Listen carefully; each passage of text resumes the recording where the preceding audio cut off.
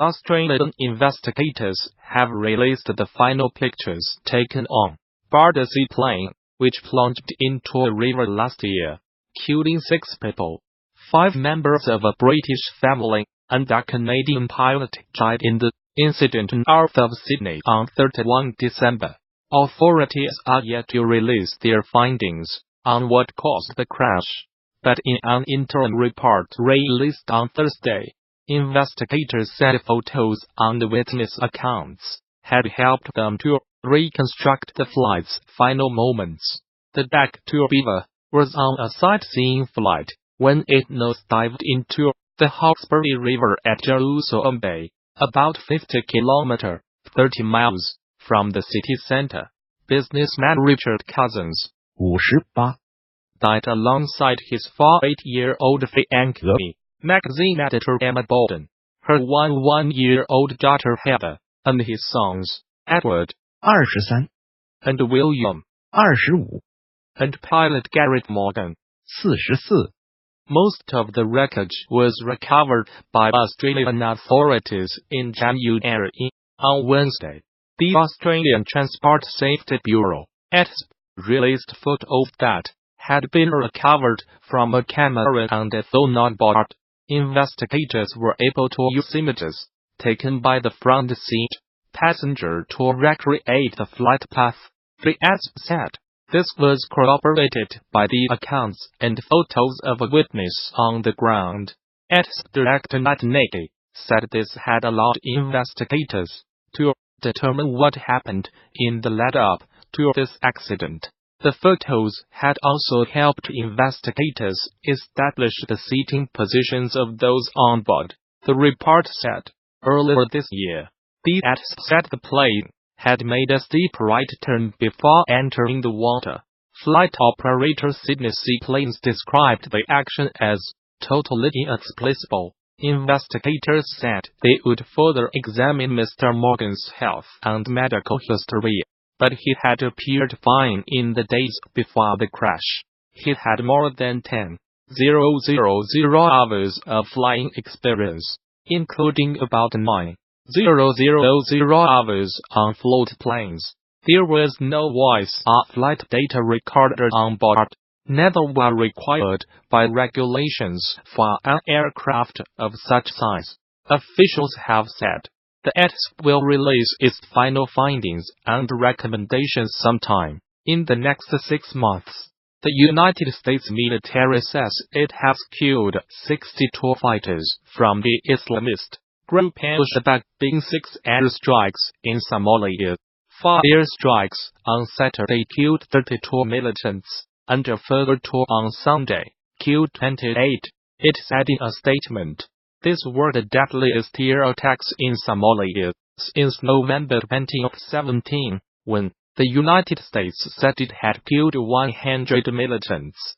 Somalia has seen a sharp increase in the number of airstrikes and casualties since President Donald Trump took office in the United States in January 2017.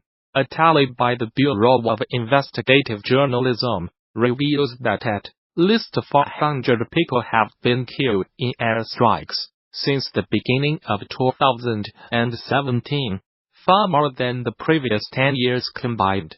The latest strikes bring to at least 40 the number carried out in Somalia so far this year, compared with 35 recorded in 2017. The United States has a huge military base in neighboring Djibouti, from where it launches attacks on the militants. Mr. Trump gave the United States military greater authority in March 2017 to attack militants in Somalia. Traditionally, United States presidents have been wary of intervening in Somalia since Special Forces soldiers died fighting militias in the capital Mogadishu in 1993, a battle dramatized in the film Black Hawk Down. No civilians were killed in the latest airstrikes, which were carried out in coordination with the Somali government, the United States military said. Alongside our Somali and international partners, "We are committed to preventing Al-Shabaab from taking advantage of safe havens from which they can build capacity and attack the people of Somalia," the United States Africa Command said. Al-Shabaab, which is linked to Al-Qaeda, has not yet commented on the latest strikes. Somalia-based security think tank the Higher Institute said in a report published in November that Al-Shabaab had been forced to change tactics following the upsurge in airstrikes. The institute said the group was now conducting fewer mass attacks on military bases, but attacks on government offices and businesses which refused to pay its taxes had increased markedly. The United States State Department, in its most recent report on terrorism, described Somalia as a terrorist safe haven and said Al-Shabaab remained a threat. Despite suffering setbacks, the group retained control over large parts of the country and the ability to carry out high-profile attacks using suicide bombers, explosive devices, mortars, and small arms. The report added, a popular tourist attraction has become the latest Chinese company to show solidarity with Huawei's chief finance officer, Meng Wanzhou, who was arrested in Canada on 1 December. Shannon Mountain Scenic Park, in eastern Hainan province said it would waive the $9.65 ticket fee for anyone carrying a Huawei phone. Ms. Mann, who was given bail in Canada, faces extradition to the United States on charges of breaking Iran sanctions. Her case has upped tensions with China. Use Huawei phones. Shoot grand photos on the mountain. A notice on the Shannon Park's social media account said, "We wish friends around the world who support Huawei's success and bliss." The offer would last until 29 December, the South China Morning Post reported, but it was met with some criticism among China's social media users, who claimed it was discriminatory. Huawei phone owners are being offered other enticements too. They can get a 20% discount at a border in Beijing. Seen in Beijing, bring a Huawei phone and get 20% off. Similar to this story we covered yesterday, https://qxl19ypqlpic. Twitter.com Sokolov. End of Twitter post by @LuOceanG. At least one firm has threatened to penalize anyone buying Apple products. A few days ago, Manpad Shenzhen-based LED and display manufacturer offered subsidies to any employees buying Huawei phones. It also pledged to fine anyone who bought an Apple iPhone. United States prosecutors alleged Ms. Mann 46 used a Huawei subsidiary called Skycom to evade sanctions on Iran between 2009 and 2014. They also alleged she publicly misrepresented Skycom as being a separate company from Huawei, and that she deceived banks about the true relationship between the two companies. Ms. Mann, who is the daughter of Huawei's founder, has denied any wrongdoing and said she will contest the allegations. Life of Huawei's high-flying heiress. The United States has been investigating the Chinese telecoms giant, the world's second-largest smartphone maker, since 2016, believing that it used Skycom to bring United States manufacturing equipment and millions of dollars in transactions to Iran in violation of sanctions.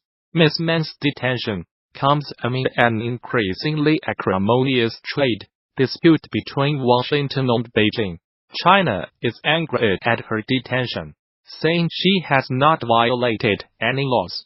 Beijing has threatened severe consequences unless Canada releases the executive. Since her arrest, 2 Canadians, a former diplomat and a businessman, have been detained in China on suspicion of harming national security. United States President Donald Trump said last week that he might intervene in the United States Justice Department's case against this man. If it would serve national security interests, I'll help achieve a trade deal with China. If I think it's good for what will be certainly the largest trade deal ever made, which is a very important thing, what's good for national security, I would certainly intervene if I thought it was necessary, he told Reuters news agency. Canada reacted by urging Mr. Trump not to politicize the situation. Our extradition partners should not seek to politicize the extradition process or use it for ends other than the pursuit of justice, Foreign Minister Christie of Finland said. A popular tourist attraction has become the latest Chinese company to show solidarity with Huawei's chief finance officer, Meng Wanzhou, who was arrested in Canada on 1 December. Shannon Mountain Scenic Park in eastern Hainan province said it would waive the $9